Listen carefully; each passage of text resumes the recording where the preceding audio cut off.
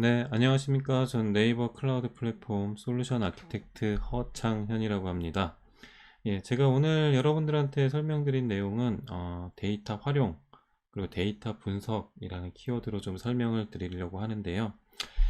네, 일단 뭐 코로나 시대로 저희가 들어오게 되면서 뭐 코로나 맵, 그리고 공적 마스크 현황, 뭐 이런 앱이나 어떤 서비스를 통해서 관련된 정보들을 많이 받아보셨을 거라고 생각을 합니다. 근데 이런 데이터 자체를 어디선가 API를 통해서 데이터를 가져오게 되면서 해당 데이터를 기반으로 간단하게 분석하고 또 시각화까지 한 케이스라고 보시면 될 것 같은데요.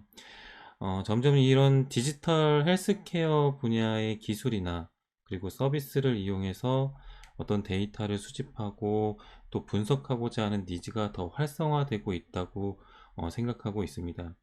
그래서 이런 요구 사항에 뭐 더 덧붙여서 내가 IDC의 인프라를 구축 관리하지 않아도 클라우드 상에서 좀 더 쉽게 데이터를 분석할 수 있는 뭐 여러 가지 상품들을 제공하고 있고요.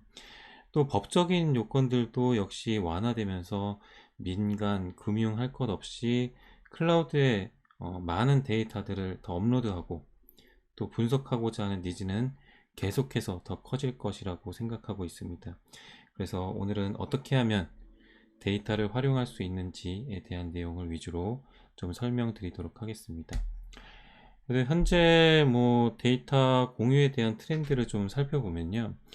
뭐 구글이나 애플 같은 경우에는 이동성 보고서, 그러니까 모빌리티 리포트를 통해서 뭐 사람들이 약국에 얼마나 많이 갔는지, 아니면 직장에 갔는지, 아니면 공원에 얼마나 갔는지 등에 대한 빈도 등에 대한 데이터들을 공유하고 있고, 또 이것을 원한다고 하면 CSV 형태로도 다운로드가 가능합니다.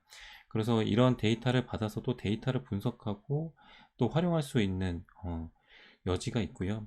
그리고 현재 미국 정부에서 진행 중인 프로젝트인데 All of Us라는 프로젝트가 있습니다. 그래서 이거 프로젝트 같은 경우는 100만 명 사람의 의료 데이터를 모으겠다라는 게 목적이고 그 모은 데이터를 통해서 또 공유하겠다라는 게 큰 목적입니다. 그래서 뭐 설문, 뭐 진료 기록, 뭐 건강 검진, 헬스케어 데이터 뭐 등등 모을 수 있는 건 다 모으겠다라는 게 목적이고요.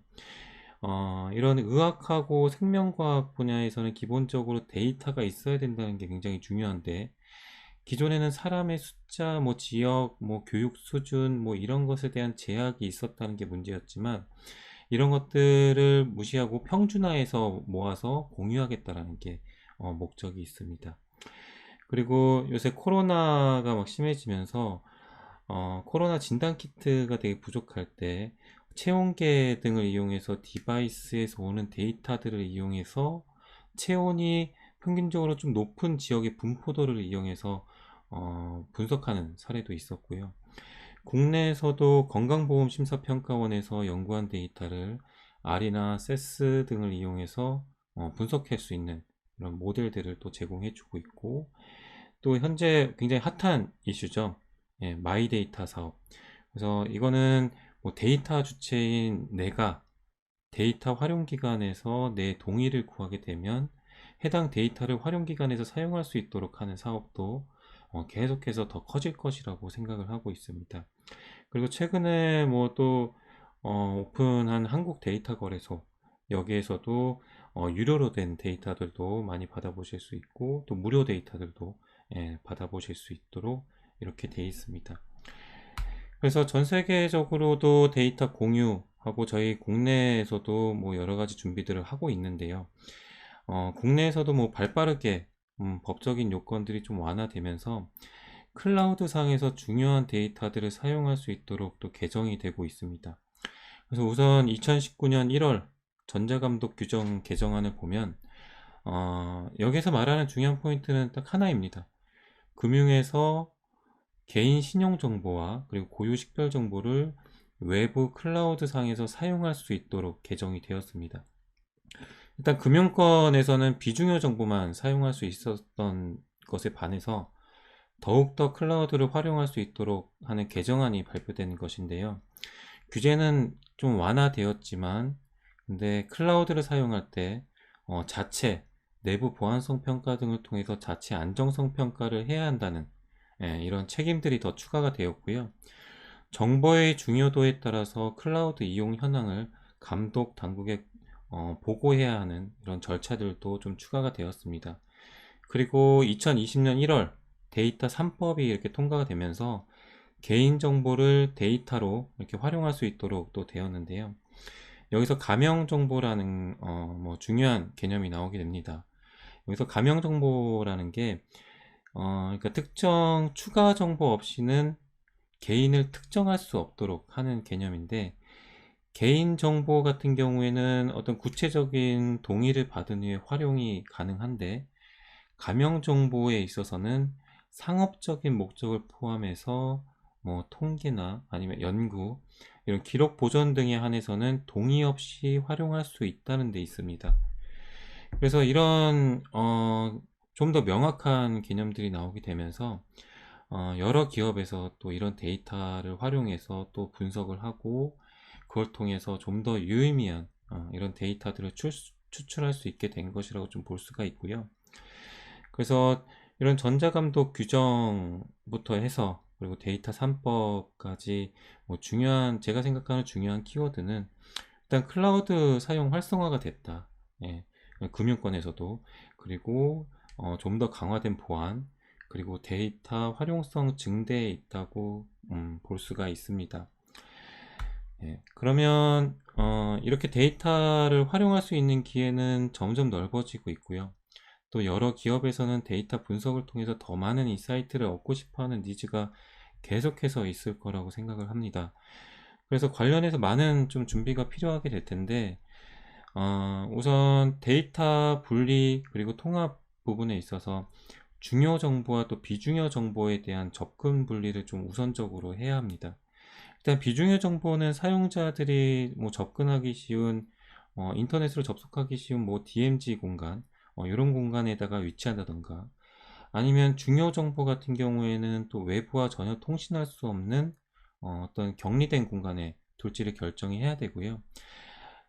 그것도 아니고, 아니면 뭐 클라우드가 아니라 여러분들이 가지고 있는 IDC상의 하이브리드 형식으로 클라우드를 구축해서 더 안전하게 데이터를 보호하면서 또 클라우드의 장점은 누릴 수 있도록 할 필요도 있습니다.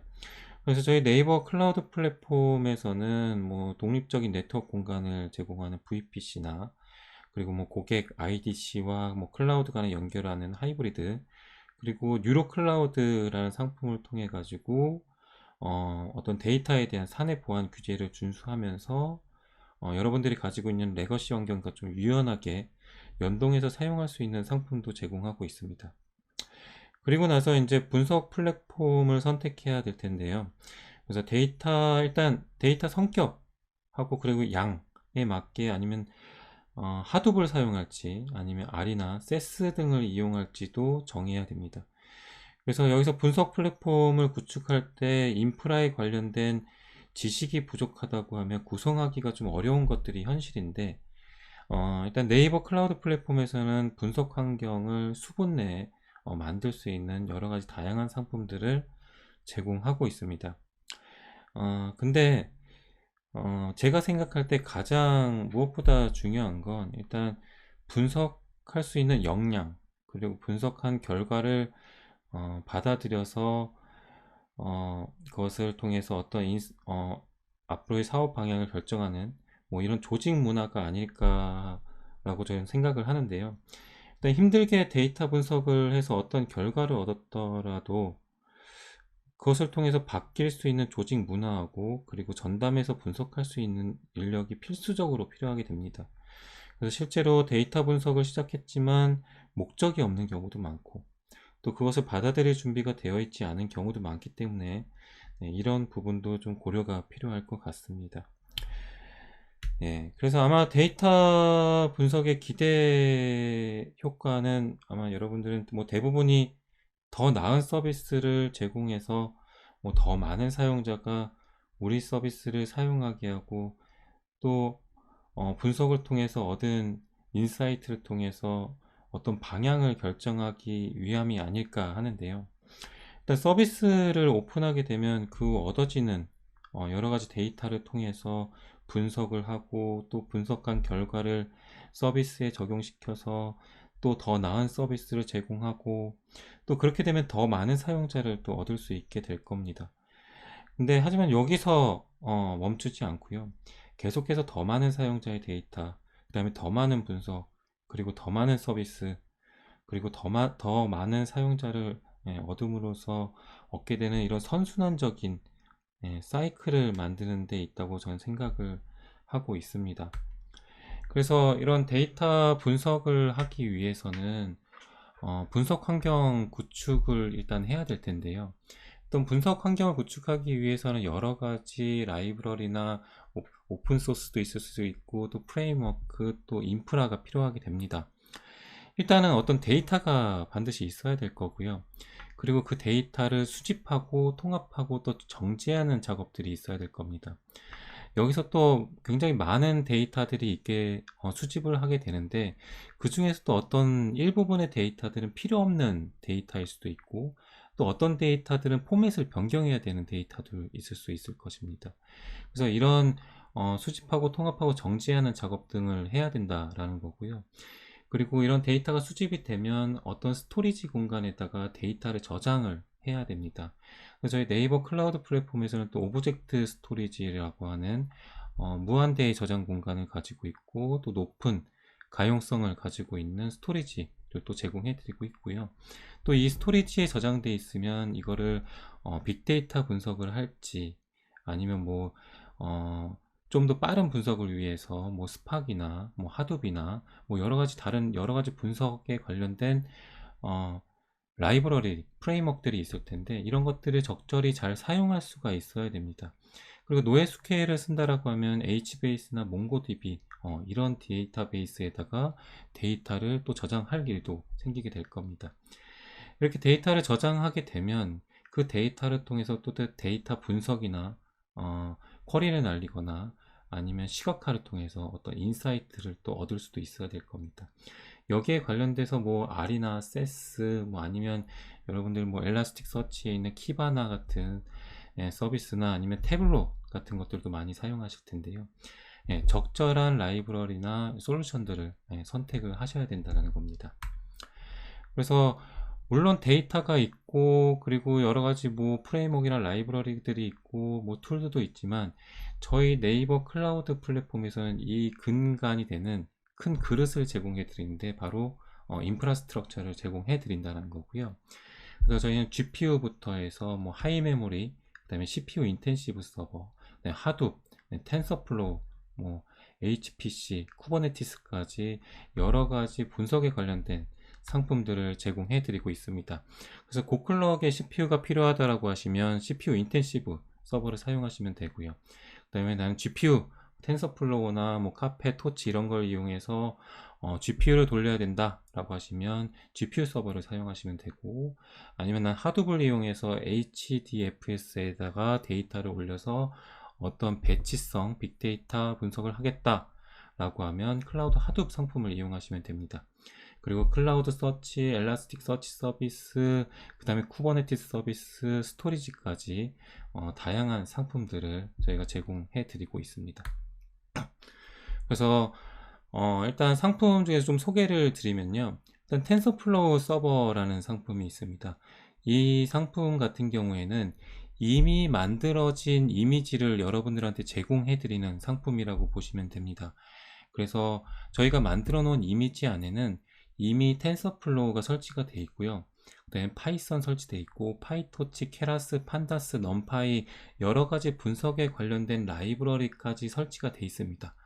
그리고 주피터 노트북까지 설치가 되어 있어서 여러분들은 직접 어떤 서버를 구성하고 거기에다가 프레임워크나 라이브러리를 설치하지 않으셔도 해당 이미지만 설치를 진행을 하시면 이미지를 이용해서 서버를 생성만 하시면 바로 주피터 노트북 이용해서 여러가지 분석에 관련된 라이브러리들을 설치 없이 손쉽게 사용이 가능하게 됩니다.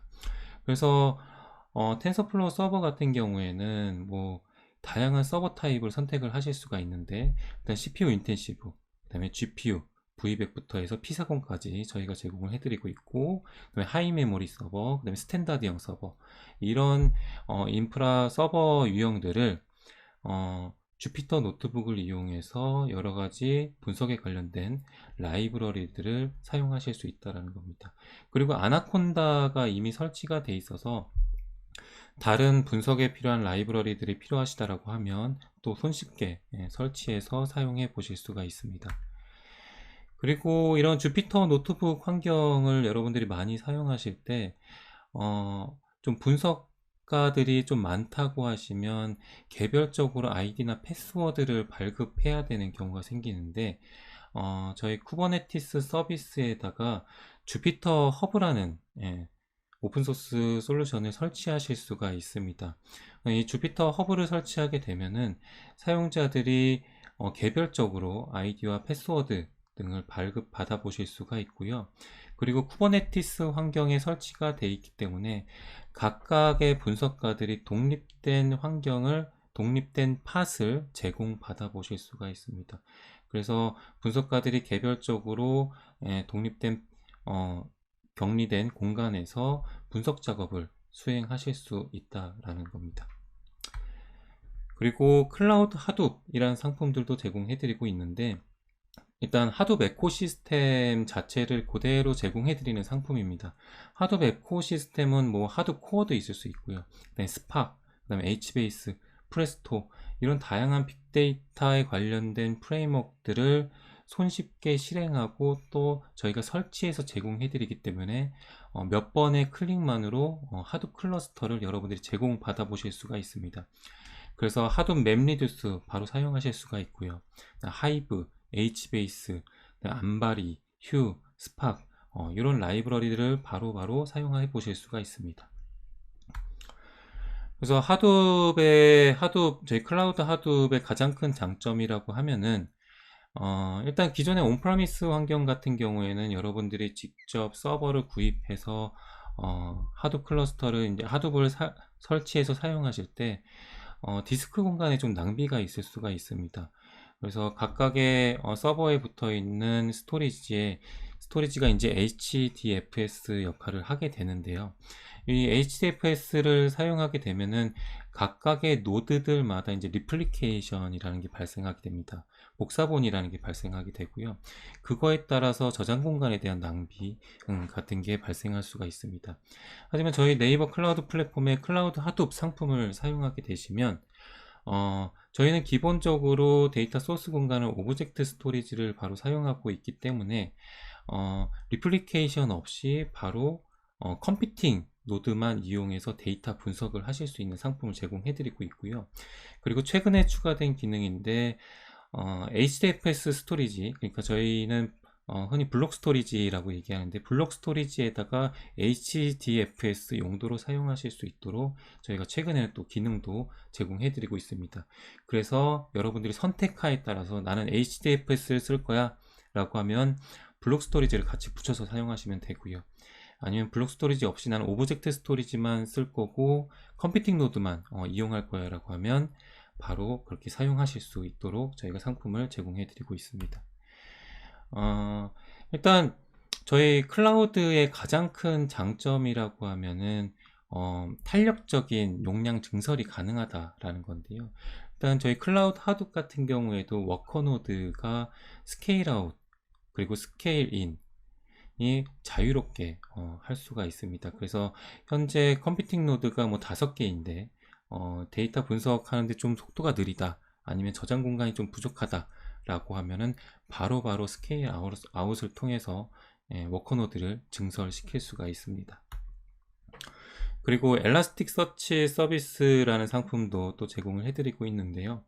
일단 ELK 스택, 뭐 EFK 스택, 요새는 또 엘라스틱이라는 그냥 상품명으로도 불리우기도 있는데, 일단 이 엘라스틱 서치 서비스도 저희가 거의 관리형 상품으로 제공해 드리고 있습니다. 그래서 클러스터를 제공해 드린다는 거고요. 수분 안에 엘라스틱 서치하고 그다음 키바나가 설치된 클러스터를 생성해 보실 수가 있습니다. 그래서 여러분들이 실제로 엘라스틱 서치 클러스터 구성하지 않고 또 키바나를 설치하지 않으셔도 키바나가 마스터 노드에 이미 설치가 되어 있기 때문에 바로바로 또 키바나로 접속하실 수 있는 엔드포인트도 역시 제공해 드리고, 엘라스틱 서치로 접속할 수 있는 엔드포인트도 역시 제공해 드리고 있습니다. 그래서 아마 이런 식으로 데이터를 아마 이제 저장해서 분석해 보실 수 있을 거예요. 일단 데이터 저장 부분에는 저희가 엘라스틱 서치 클러스터를 제공해 드리는 거고요. 그다음에 이제 데이터를 수집하거나 뭐 데이터를 정지할 때 여러분들이 많이 쓰시는 오픈소스 라이브러리들이 있을 겁니다. 뭐 플런트D가 있을 수도 있고, 아니면 뭐 로그스탯이, 그다음에 엘라스틱 서치에 제공해 주는 뭐 파일비트, 뭐 이런 라이브러리들 자유롭게 사용하시면 되는 거고요. 또 카프카 같은 상품들도 당연히 사용해 보실 수가 있습니다. 그래서 뭐 로그스탯이, 플런트D, 카프카 이런 오픈소스 솔루션들을 이용해서 저희 엘라스틱 서치 쪽으로 데이터를 계속해서 입력해 주시면 바로바로 키바나 통해서 시각화까지 하실 수 있는 상품을 제공해 드리고 있습니다. 그래서 조금 정리를 해보면, 일단 뭐 데이터 수집 부분 같은 경우에는 여러 가지 여러분들이 수집 대상에 해당 에이전트를 설치하든지, 아니면 어떤 중간에 프록시 같은 역할을 해주는 그런 라이브러리 설치하든지, 뭐 카프카나 플런트D 이런 것들을 이용해서 데이터를 수집을 해와야 되는 거고요.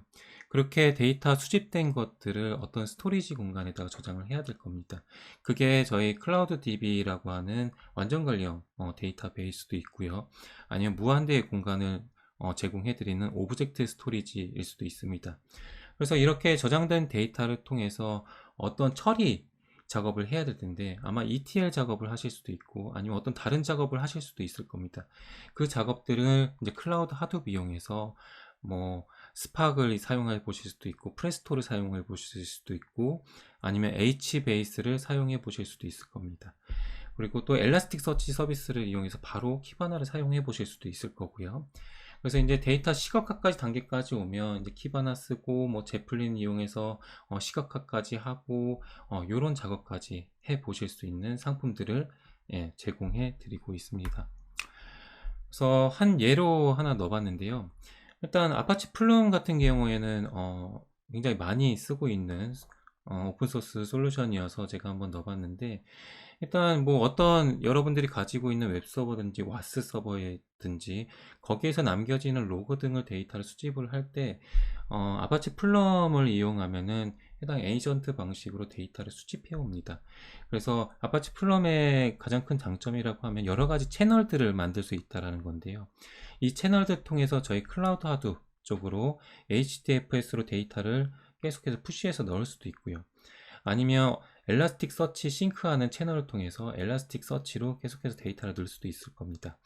그리고 오브젝트 스토리지로 데이터를 저장을 할 수도 있는데, 여기 아파치 플럼에서 보면 S3 싱크라는 기능을 또 제공해 드리고 있습니다. 저희 네이버 클라우드 플랫폼의 오브젝트 스토리지는 AWS S3 API와 SDK와 완벽하게 호환이 되기 때문에 바로 S3 싱크 이용하시면 저희 오브젝트 스토리지로 데이터를 바로 또 저장해 보실 수가 있습니다. 지금 보여드린 건 샘플 아키텍처인데요. 일단 제가 앞서서 하나 설명드린 게 중요 데이터와 비중요 데이터를 분리해야 될 필요가 있을 수 있다 라고 좀 설명을 드렸습니다. 그래서 왼쪽에 보시면 일단 외부 데이터를 통해서 어떤 크롤링을 하거나, 아니면 어떤 API를 통해서 데이터를 가져오거나, 아니면 뭐 데이터 go.kr에서 공공 데이터를 가져오시거나, 이런 데이터를 쭉 가져오실 거고요. 가져오게 되면 수집 서버를 통해서 데이터를 가져오게 될 겁니다. 그리고 그 수집된 서버에서 어떤 데이터 분석을 하기 위해서 저희 텐서플로우 서버 같은 상품을 이용하셔서 주피터 노트북이나 아니면 주피터 허브 등을 이용해서 어떤 분석 작업, R이나 세스 같은 분석 작업을 해보실 수가 있을 거고요.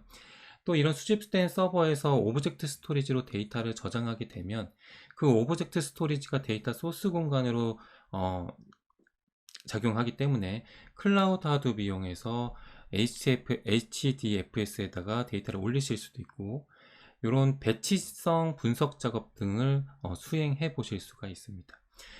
근데 여기에서 이제 중요한 정보들이 있다라고 하면은 여러분들이 여러분들이 가지고 있는 IDC에다가 중요한 정보들을 놔두고 저희 클라우드에서는 비중요한 정보들을 놔두는 등 이렇게 아키텍처를 구성해 보실 수 있다라는 겁니다. 예. 그래서 또 한 가지 예를 들어보면 아마 람다 아키텍처라고 좀 들어보셨을 건데, 흔히 뭐 데이터 분석을 할 때 가장 많이들 사용하는 아키텍처라고 보시면 될 것 같습니다. 그래서 일단은 배치 레이어와 스피드 레이어 두 가지가 있다라고 생각을 하시면 되고요.